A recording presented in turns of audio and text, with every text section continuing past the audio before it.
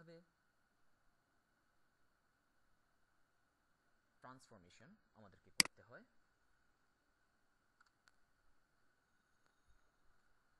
আর এই ক্লাসটি সময় একাডেমির পক্ষ থেকে সকলকে উপহার হিসেবে ইউটিউব ভিডিও টিউটোরিয়ালে আপলোড করা হলো।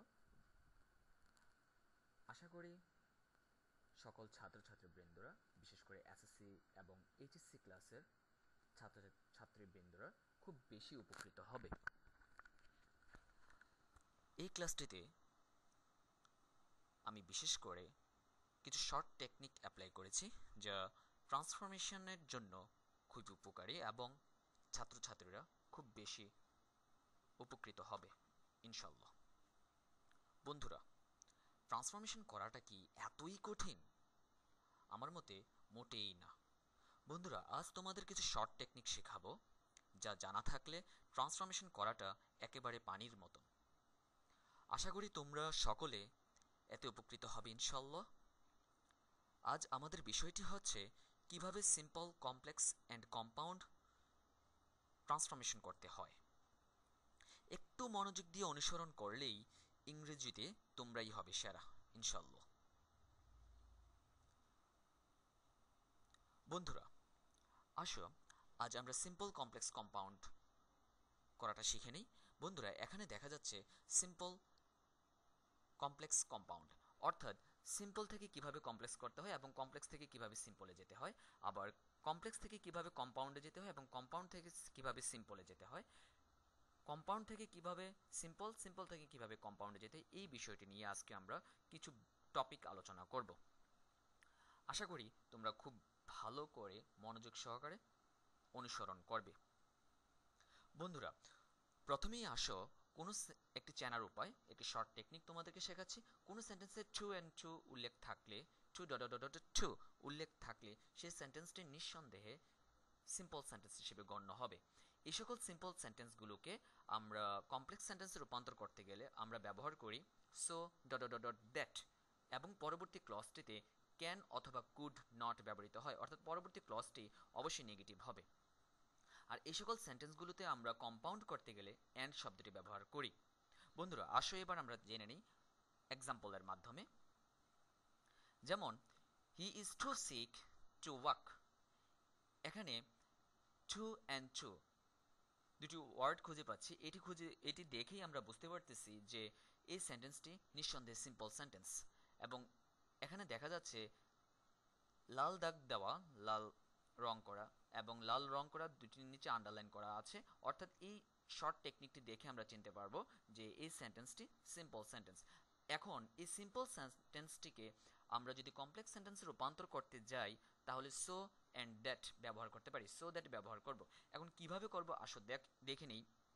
Complex sentence, he is so sick that he can not walk. এই সেন্টেন্সে এই টু এর স্থলে সো ব্যবহার করা হয়েছে অ্যান্ড টু এর স্থলে দ্যাট ব্যবহার করা হয়েছে। এবং বন্ধুরা, সবসময় মনে রাখবা দ্যাটের পর একটি পূর্ণাঙ্গ ক্লজ ব্যবহার করতে হয়, যেখানে subject, auxiliary verb and verb সব কিছুই থাকবে। সুতরাং এই সেন্টেন্সে দ্যাটের পরে অবশ্যই আমরা সাবজেক্ট নিয়ে এসেছি। এখানে সাবজেক্ট হি, সেহেতু সাবজেক্ট হিসেবে আমরা হিকে ব্যবহার করলাম। এবং এখানে ক্যান নট ব্যবহার করার কারণ হচ্ছে এই সেন্টেন্সে ইজ, যা প্রেজেন্ট ইনডিফিনিট টেন্স এবং প্রেজেন্ট টেন্স নির্দেশ করে। সো আমরা এখানে কুড ব্যবহার করতে পারবো না, এখানে অবশ্যই ফিউচার প্রেজেন্ট ব্যবহার করব, ফিউচার পাস্ট ব্যবহার করব না।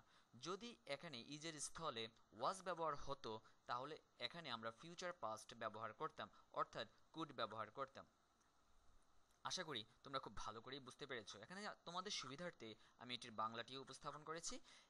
সে এত অসুস্থ যে হাঁটতে পারে না। আসো এবার শিখে নিই আমরা কম্পাউন্ড। এই কম্পাউন্ড সেন্টেন্সটিতে he is very sick and he can not walk.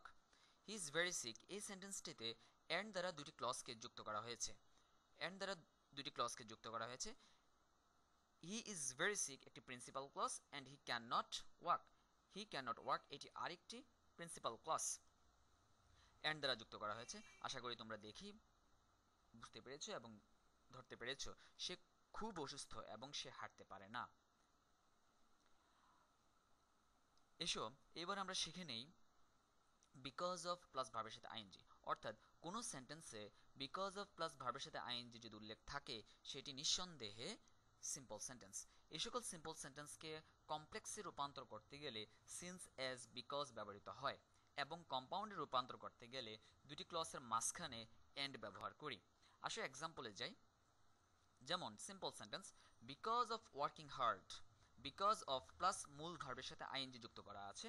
Because of working hard he became successful, কঠোর পরিশ্রমের কারণে সে সফল হয়েছিল। এই সেন্টেন্সটিতে যদি আমরা কমপ্লেক্স সেন্টেন্সে রূপান্তর করতে যাই তাহলে আসো সিন্স, অ্যাজ, বিকজ আমরা ব্যবহার করব। সিন্স, অ্যাজ বা বিকজ ব্যবহার করতে পারি। Since or as he worked hard he became successful, যেহেতু সে কঠোর পরিশ্রম করেছিল সে সফল হয়েছিল। যদি আমরা এটাকে কম্পাউন্ড করতে যাই তাহলে আমরা অ্যান্ড ব্যবহার করব। হি worked hard and he became successful, দুটি ক্লসের মাঝে আমরা অ্যান্ড শব্দটি ব্যবহার করেছি। সে কঠোর পরিশ্রম করেছিল এবং সে সফল হয়েছিল। বন্ধুরা, এরপরে আসো আমরা শিখে নেই in spite of, despite of plus ভার্বের সাথে আইএনজি অথবা নাউন থাকলে কি হবে। যদি কোনো সেন্টেন্সে in spite of, despite of plus ভার্বের সাথে আইএনজি উল্লেখ থাকে এটি নিঃসন্দেহে সিম্পল সেন্টেন্স, দেখলেই আমরা চিনতে পারবো। এই সেন্টেন্সটিকে আমরা কমপ্লেক্স করতে গেলে দো, অলদো ব্যবহার করি এবং কম্পাউন্ড করতে গেলে বাট ব্যবহার করব।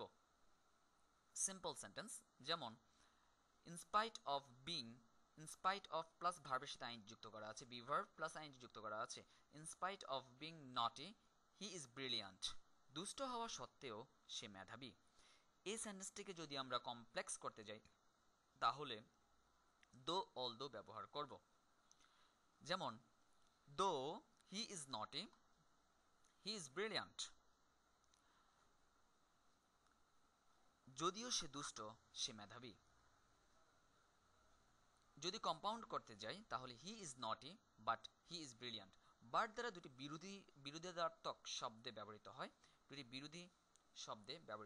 হি ইজ নটি এবং ব্রিলিয়ান্ট, নটি এবং ব্রিলিয়ান্ট দুটি বিরোধী শব্দ। সে দুষ্ট কিন্তু মেধাবী। বন্ধুরা, এবার আসো আমরা জেনে নিই টু অথবা in order to plus verb যদি থাকে মূল ভার্বের প্রেজেন্ট রূপ। আমরা জানি বন্ধুরা টু এর পর সবসময় মূল ভার্বের প্রেজেন্ট রূপ বসে। ইন অর্ডার টু এর পরেও মূল ভার্বের প্রেজেন্ট রূপ বসবে।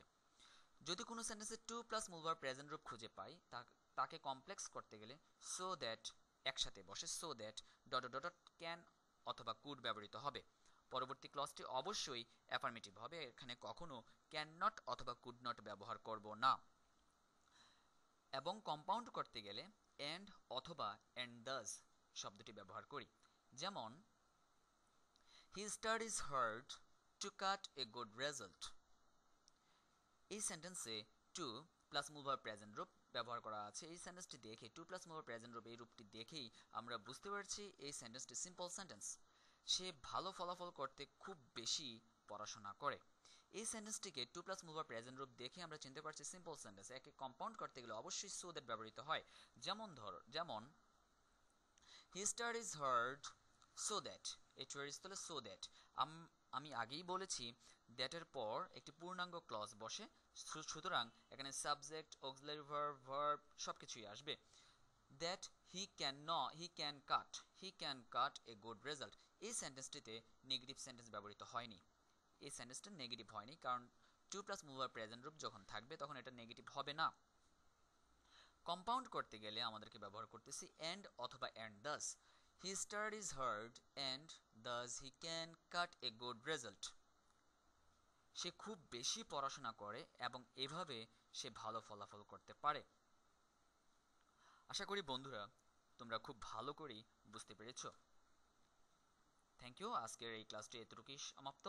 পরবর্তী ক্লাসে আরও বিশেষ টেকনিক নিয়ে তোমাদের সামনে উপস্থিত হব ইনশাল্লাহ। আশা করি ততক্ষণ তোমরা খুব ভালোই থাকবে এবং আমাদের ওয়েবসাইটে অনুসরণ করবে। ধন্যবাদ সকলকে।